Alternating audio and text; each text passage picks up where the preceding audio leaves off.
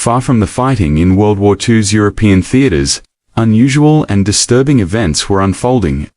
Off the coast of Portuguese-controlled Goa in India, German U-boats were striking Allied convoys with uncanny precision. The effectiveness of their attacks seemed unnatural, almost as though the submarines had inside knowledge of every Allied move. Merchant ships would set out from port only to vanish within hours, leaving behind no trace but oil slicks and scattered wreckage. The Indian Ocean, which had once been considered a relatively safe expanse of water compared to the Atlantic, became a graveyard for Allied shipping. The terrifying part of this mystery was that not all ships disappeared.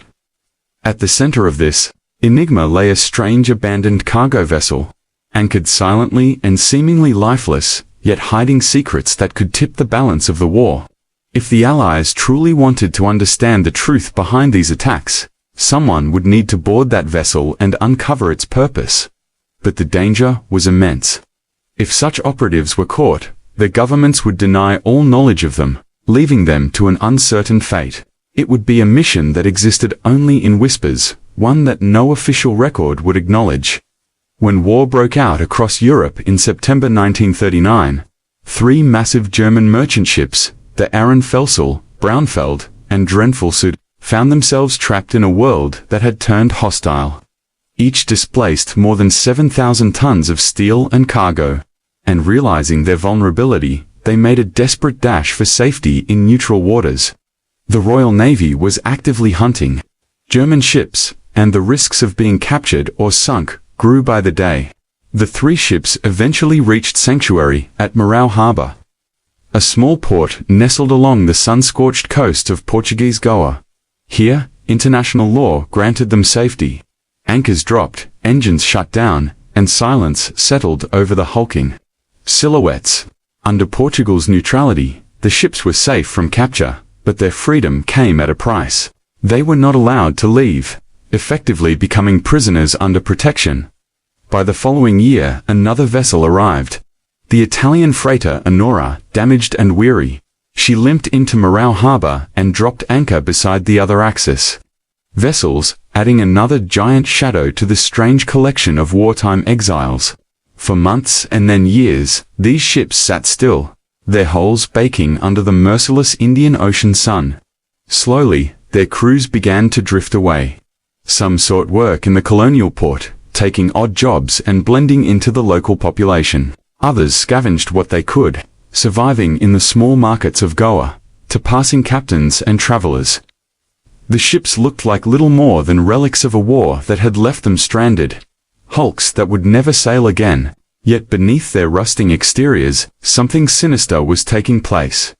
Initially, British naval intelligence paid little attention to the situation. To them, the ships posed no serious threat. They were unarmed, confined by neutrality, and seemed powerless. Britain had far greater concerns. The Atlantic was alive with German raiders and U-boat wolfpacks, and the Royal Navy was stretched thin protecting convoys against those dangers. But by 1942, the picture had changed dramatically. The Indian Ocean, once a quiet colonial backwater, became a vital artery for the Allied war effort. Oil from the Persian Gulf was desperately needed to fuel armies. Rubber from Malaya, tin from Burma, and grain from East Africa were all essential for sustaining Britain's fight on multiple fronts. Everything moved through the Indian Ocean, and the pressure on Allied logistics was enormous. Bombay and Karachi transformed into key supply hubs, their ports bursting with ships carrying food, fuel, and weapons. But the Royal Navy could not defend everything. Their escort groups were too few, their ships too thinly spread across thousands of miles. It was the perfect opportunity for German U-boats, and they seized it ruthlessly. Operating from occupied France, and later from bases in Japanese-controlled Penang, German submarines prowled the Indian Ocean like predators. Convoys were stalked and attacked with terrifying precision. Torpedoes struck under cover of moonlight, ships erupted in flames, and deck guns tore into helpless merchantmen. Hunting packs coordinated with efficiency, circling their prey until escape was impossible. The result was carnage on an industrial scale.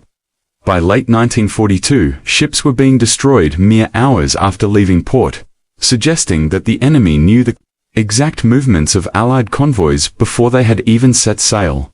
British signals intelligence began noticing strange patterns. Stations scattered across India picked up coded radio transmissions that seemed out of place. At a listening post in Murat, operators working with the Special Operations Executive intercepted signals that pointed to something alarming. These were not ordinary submarine communications. They were carefully coded intelligence reports that lined up directly with the timing of U-boat attacks. The scale of the losses was far too great to be explained by chance. Someone was providing the submarines with exact details of convoy routes, cargoes, and departure schedules.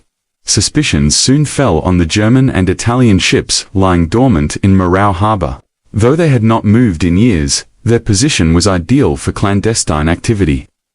British intelligence began to suspect that they were more than stranded vessels. They appeared to be acting as disguised radio relay stations, transmitting vital intelligence to U-boat command. The possibility that Goa, a neutral colony, had become the center of a deadly espionage network alarmed Allied commanders. By late 1942, intercepted messages revealed evidence of a human courier moving through Goa's capital. This figure seemed to be the missing link in the operation, passing intelligence between the Axis ships and the German submarines. The trail of clues eventually led to Panaji, the administrative heart of Goa, beneath the palm trees and colonial facades of the city, where life seemed slow and tranquil. British intelligence uncovered a far darker truth. Living quietly among the population was Robert Ko, a German national who posed as an ordinary resident. He lived modestly with his wife, Greta, attended local gatherings, and blended into the expatriate community with ease. But Ko was no simple expatriate, known by the codename Trumpet to his Gestapo handlers. He was the vital human link that tied the stranded ships in Murao Harbor to the deadly U-boat campaign in the Indian Ocean. British intelligence suspected that Ko was gathering information from sympathizers across India, packaging it, and then transmitting it through a secret radio aboard the Arenfels. The discovery was too serious to ignore. At the highest levels of the Special Operations Executive, a decision was made. Robert Ko had to be neutralized. In November 1942, two seasoned operatives were chosen to carry out one of the most daring missions of the war. Lieutenant Colonel Lewis Pugh, an SOE, expert in delicate covert actions, was paired with Colonel Valentine Stewart, an officer known for his boldness and precision. Their mission was not simply espionage, but abduction. An audacious kidnapping to strike at the heart of the Axis intelligence network in Goa. Crossing from British territory into neutral Portuguese territory was no small matter. The mission required flawless planning and absolute secrecy. Pugh and Stewart disguised themselves as civilians, armed with forged documents and carefully crafted cover identities. They spent weeks watching Ko and his wife, charting their every movement, noting their routines, and identifying patterns. The surveillance was exhaustive. Every cafe visit, every walk, every market stop was mapped out until the perfect opportunity revealed itself.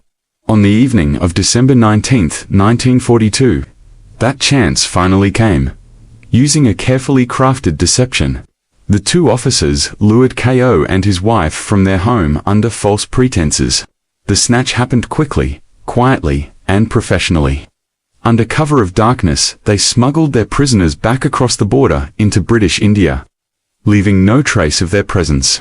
The Kos found themselves transported to Castle Rock, a remote railway junction hidden deep in the Western Ghats mountain range. The location was perfect for covert interrogation. Isolated, secure, and far from prying eyes, it allowed British intelligence officers to work methodically to extract confirmation of their worst suspicions about the Axis espionage network. Under intense questioning, the true scope of the operation began to emerge. Arenfels was not simply a stranded merchant vessel. It was a sophisticated command post fitted with powerful radio transmission equipment. The ship served as the communications hub for a network of pro-Axis agents operating throughout the Indian subcontinent. collecting intelligence on Allied shipping movements and feeding that information directly to German U-boat command. The intelligence network depended on sympathizers embedded within India's ports, shipping companies, and transport infrastructure. These agents reported convoy schedules, cargo manifests, and routing details to KO, who encoded the data and relayed it via the secret set aboard Arenfels. From there, the ship's radio operators forwarded precise targeting information to prowling U-boats, transforming the Indian Ocean into a perfectly orchestrated hunting ground. What happened to Robert and Greta KO after their interrogation remains a mystery. They vanished from official records with no trial, no repatriation, and no public explanation. Some believe they were quietly resettled under new identities, perhaps recruited or sheltered by British intelligence. Others suspect a darker end, erased entirely in the name of security. Despite KO's removal, Arenfels continued to broadcast, and Allied shipping losses kept mounting at an alarming rate. British diplomatic protests to the Portuguese colonial government when unanswered Lisbon's neutrality provided the Axis vessels with an impregnable legal shield. Then the U-boat campaign in the Indian Ocean reached a new fever pitch in early 1943. During the first week of March, alone German submarines sank 12 Allied merchant vessels flying the flags of the United States, Britain, Norway, and the Netherlands. The combined tonnage exceeding 80,000 tons of desperately needed cargo to sustain entire armies for months. The coordinated nature of those attacks left little doubt about the source. The strikes showed sophisticated intelligence gathering, precise timing, and intimate knowledge of Allied shipping routines. British naval intelligence concluded that Arenfels was the linchpin of the entire operation, the nerve center that turned otherwise random submarine patrols into a coordinated campaign of destruction. Diplomatic pressure on Portugal continued to fail. The colonial administration in Goa remained steadfast in its neutrality and refused to interfere with the Axis vessels. Regardless of Allied protest, the British faced an impossible choice: accept the continued hemorrhaging of supply lines or risk international condemnation by violating Portuguese sovereignty. The answer demanded something unprecedented: a covert operation that would eliminate the threat while preserving plausible deniability. Plans began to take shape for a wild screwball mission that sounded straight out of a Hollywood comedy. The genesis of Operation Creek started with an almost absurd conversation between two old friends. In early 1943, Lieutenant Colonel Lewis Pugh, the SOE specialist in impossible missions, confronted a peculiar recruiting challenge. He needed volunteers for a clandestine operation with slim chances of survival and zero prospect of official recognition. Naturally, he called on Dole Grace, commanding officer of the Kolkata Light Horse, a volunteer cavalry regiment that embodied the amateur old-world spirit of British colonial military tradition.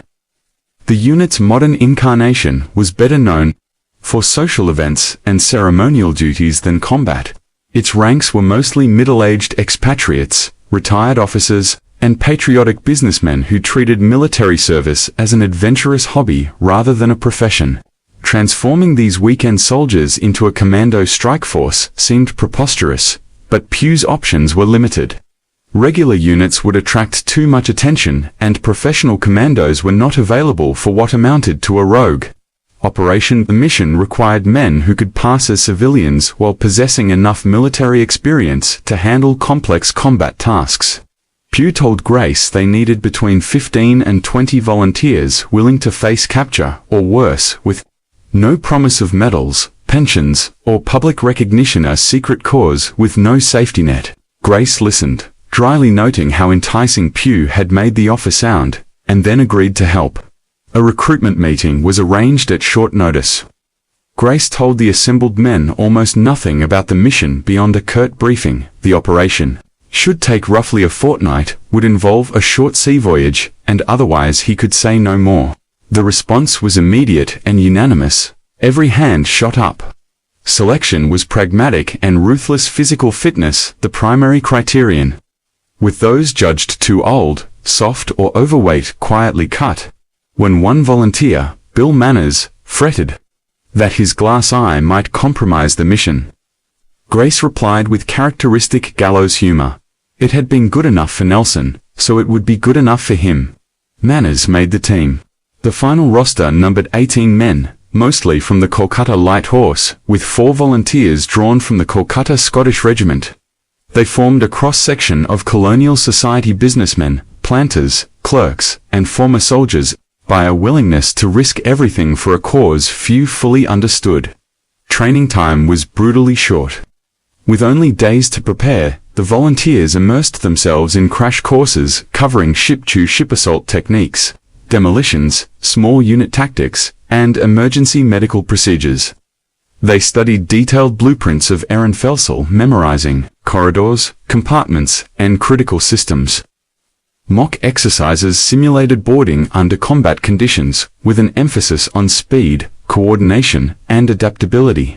The plan itself was elegantly simple and breathtakingly audacious.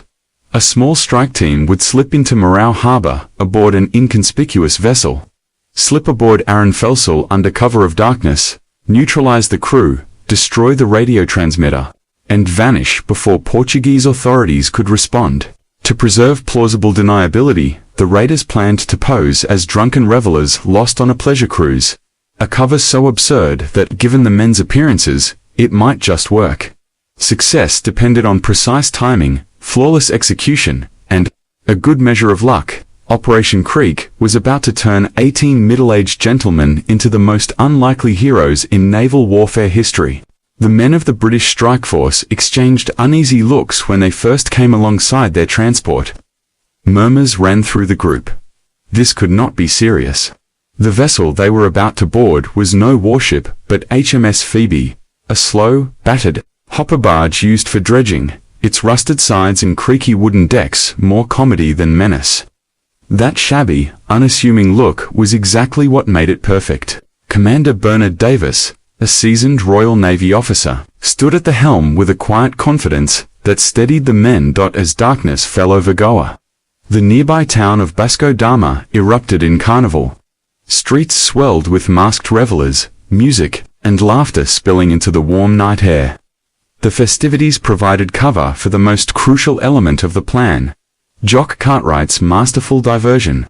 Using funds from the Special Operations Executive, Cartwright staged an extravagant party in Basco, free food, unlimited drink, and professional entertainers, which drew huge crowds, and, crucially, most of the German and Italian crews ashore. Arenfels, a 7,900-ton bulk carrier, loomed over the anchorage like a sleeping giant. The sailors, desperate for excitement after years of enforced inactivity, abandoned their ships in droves to join the celebration. By 10 o'clock, the big ship kept only a skeleton watch, just enough to meet maritime rules, but nowhere near enough to repel a determined assault. Even luck seemed to favor the raiders. The harbor lighthouse and the navigation buoy marking the entrance both failed at the same moment, plunging the anchorage into total darkness and masking Phoebe's approach. At exactly 2:30 a.m., Phoebe's engines rasped to life. The slow barge surged forward, Commander Davies gripping the wheel as the battered bow aimed like a battering ram. With a deafening crash, steel screamed as Phoebe slammed into Arenfels' starboard side. The collision was the signal. 18 British volunteers, armed with Sten guns, Mills bombs, and demolition charges, swarmed over Phoebe's bow and onto Arenfels' deck.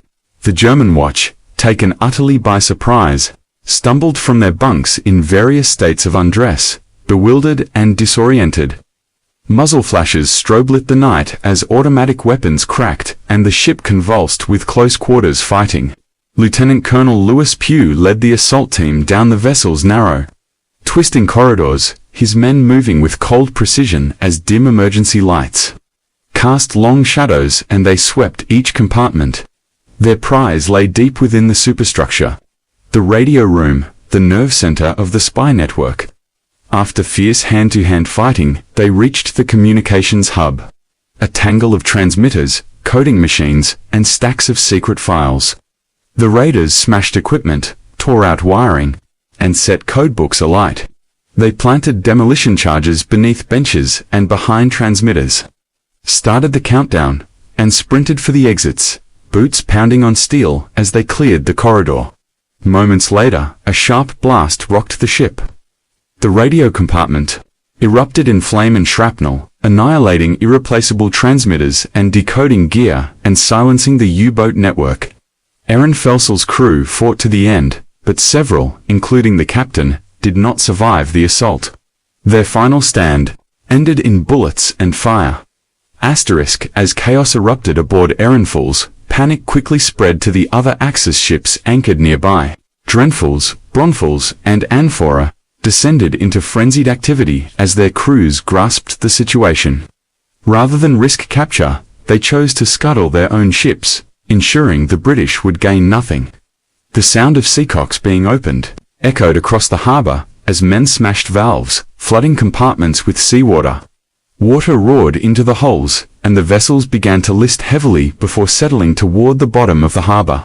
Desperate crewmen leapt into the dark waters, thrashing their way toward shore, only to be seized by Portuguese authorities and locked away in a go-in jail. Arenfels herself was not spared. Following the example of their comrades, the German survivors flooded the engine room and cargo holds. The ship leaned dangerously to port, its massive frame tilting at sharper angles as the water rushed in. The British raiders worked furiously to escape before the sinking hulk swallowed them. They cut mooring lines, gathered intelligence files, and forced prisoners aboard Phoebe, which still clung to Arenfel's side. Commander Bernard Davies showed remarkable seamanship, coaxing every bit of strength from the battered barge to wrench it free from the collapsing vessel. Then came the signal that ended all doubt. A terse radio message crackled into the night. The single code word meant Operation Creek had succeeded. The Axis intelligence hub in the Indian Ocean was destroyed, its ships lost, its network shattered. The Portuguese authorities reacted with predictable outrage and confusion. Newspapers claimed the German sailors had mutinied, but the court at Mormugao dismissed any suggestion of foreign interference. On October 1, 1943, surviving sailors were convicted of scuttling their own vessels and sentenced to remain imprisoned until the war ended. A carefully crafted fiction that allowed Portugal to preserve its neutrality. The effects of Operation Creek were immediate and dramatic. During the remainder of March, 13 German U-boats prowling the Indian Ocean managed to sink only one Allied ship. In April, the number rose to 3, still a fraction of the carnage inflicted just weeks earlier. The destruction of our radio network blinded the submarine fleet, leaving them to hunt blindly without coordination. Yet, despite the mission's impact, Operation Creek was buried under layers of secrecy. The volunteers received no medals, no public recognition, no mention in official records. Instead, they designed their own simple emblem, a seahorse, to honor what they had done. After Indian independence in 1947, both the Calcutta Light Horse and the Calcutta Scottish regiments were disbanded, their members scattered into the tide of post-colonial change. Their story remained hidden until 1974, when British archives finally revealed the details of that night in Goa. In 1951, the Port Trust salvaged the 4 wrecks with the help of a German expatriate who had stayed in Goa after the war. Decades later, the last remains of those ships faced the scrapyard, erasing the final physical traces of their role. The wider world only learned the full story in 1978, when journalist James Leeser brought it to light. It was dramatized 2 years later in the film The Sea Wolves, starring Gregory Peck, Roger Moore, and David Niven, a Hollywood salute to the most unlikely heroes in naval history. Documents released in 2002 added remarkable epilogues. They revealed that 3 German crewmen captured in the raid went on to assist British intelligence in India before returning home after the war. They also confirmed that the British had originally hoped to capture the ships intact, but the rapid scuttling thwarted those plans. Forgotten for decades, Operation Creek stood as proof that even a band of aging patriots, masquerading as drunken tourists, could carry out one of the war's boldest missions. The men never sought glory, but their success was worthy of a toast. As Alistair Redmond McFarland of the Calcutta Light Horse once said, to drink 2 deeds of daring, and the men who had to do